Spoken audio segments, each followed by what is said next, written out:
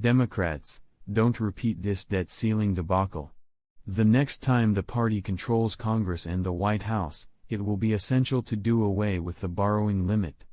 Who's really winning, and losing, the duel over the debt ceiling? The House passed the debt ceiling deal, ultimately with more Democrats supporting the bill than Republicans. It now heads to the Senate. In Washington, everyone is counting. House Speaker Kevin McCarthy is tallying up Republican votes in favor of the debt ceiling agreement he negotiated with the White House. House Democrats are tallying up their own roster of support. Each party is also counting up the other party's votes, perhaps, with even more enthusiasm. Minority Leader Hakeem Jeffries said Democrats expect 2/3 of the Republican caucus to support the bill. House Republicans have said they're banking on at least 100 Democratic votes. The attention, now, is on the nose. How many Congresspeople will vote against the bill, and which caucuses they come from, is the most interesting development left in the debt ceiling drama. It's a fitting end to the extremely high-stakes, low-interest showdown between Republicans and the White House. So far, 30 House Republicans are on the record in opposition, mostly from the House Freedom Caucus and its extended universe. Some of them claim to be quite upset with a deal that does not gore social spending on extremely popular things like health care, Social Security, welfare, food aid, and more. Texas Representative Chip Roy said Republicans would default on the American dream by voting for this bad bill. Arizona Representative Andy Biggs called the deal malodorous. That group, however, is conspicuously lacking some of its most high-profile members. Georgia Representative Marjorie Taylor Greene, waxing poetic about eating shit, seems to have locked in her support for the agreement. Kentucky Representative Thomas Massie had a chance to stand in its way in the House Rules Committee and did not. Even those who are vociferously voting no have been unwilling to commit to ousting McCarthy as Speaker, despite needing only one vote to initiate that process. If the Freedom Caucus's performance in January, where they repeatedly opposed McCarthy's speakership through rounds and rounds of votes, was largely revealed to be bluster, their opposition to this debt ceiling deal seems even more toothless. Roy had his podium moment meltdown over the bill on Tuesday, which influenced the agreement's contents and trajectory not 1 inch, though his Republican colleague Garrett Graves said he was really offended by it. Roy probably won't be the only one to grandstand before Wednesday's vote is through. On the Democratic side, the Congressional Progressive Caucus has also signaled it is none too pleased with the deal.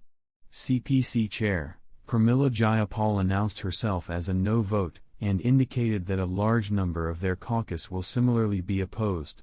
Senator Bernie Sanders said, in a tweet, that he could not, in good conscience, vote for the deal. Senator Jeff Merkley of Oregon recently followed suit. The New Democrat Coalition, the group of pro-business moderates on the Democratic side, has already announced its membership as an enthusiastic yes. Ditto the very inaptly named Problem Solvers Caucus, which is bipartisan and constantly causing problems. There's a case to be made that this deal would never have been necessary in the first place if not for them, but I digress. In any event, opposition from any Democrats seems unlikely to jeopardize the bill. California Representative Ro Khanna said as much in an interview on MSNBC earlier today. I'm a no, but I have full confidence that the deal will pass. Many House progressives have said if they need our vote, we'll be there, he said.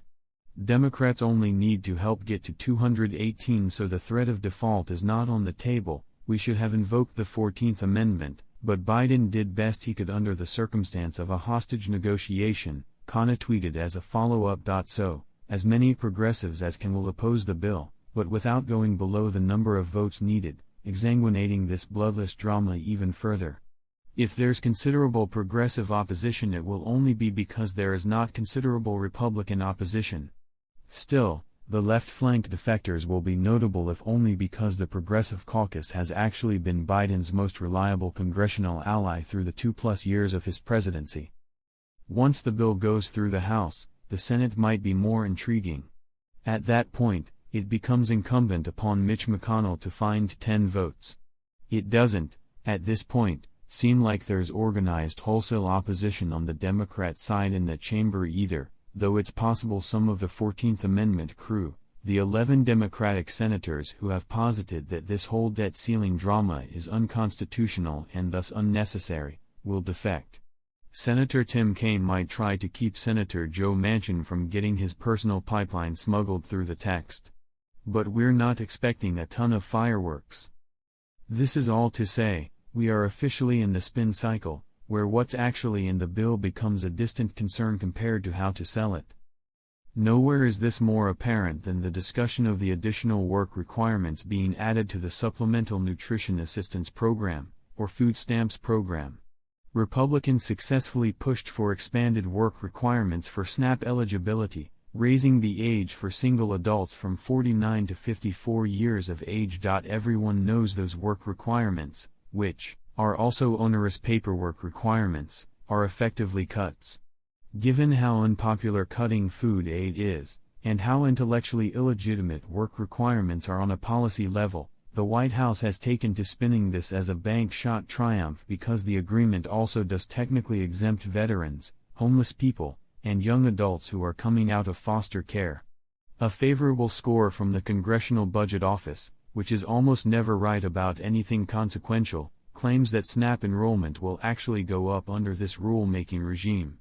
There's a ton of reason to be skeptical of that, even beyond the CBO's risible track record, but perhaps the biggest reason is that the amount of money and energy needed to do the outreach to enroll homeless people in SNAP is considerable, and there's nothing set aside for that purpose. It's possible Democrats believe they can quickly reverse the impact of those cuts when the Farm Bill comes up for negotiations later this year. SNAP is just one of a handful of things in the bill. As Kana mentioned, progressives seem as incensed by the process itself as the contents. Still, the overarching question, for those not being booted into poverty due to these administrative tweaks, is who won the negotiation.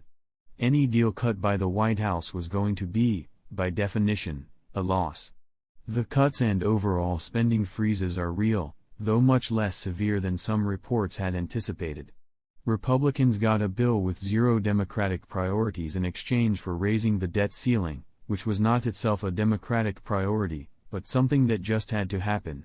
At the same time, Republicans showed yet again they have not even a passing interest in a balanced budget, after they shunned revenue raisers like tax hikes on the rich but embraced increased military spending. They also pushed a cut on IRS funding. A fully funded IRS is an unequivocal deficit shrinker. And yet, Biden made off much better than Barack Obama in 2011, when Republicans secured massive cuts, took his lunch money, and then some.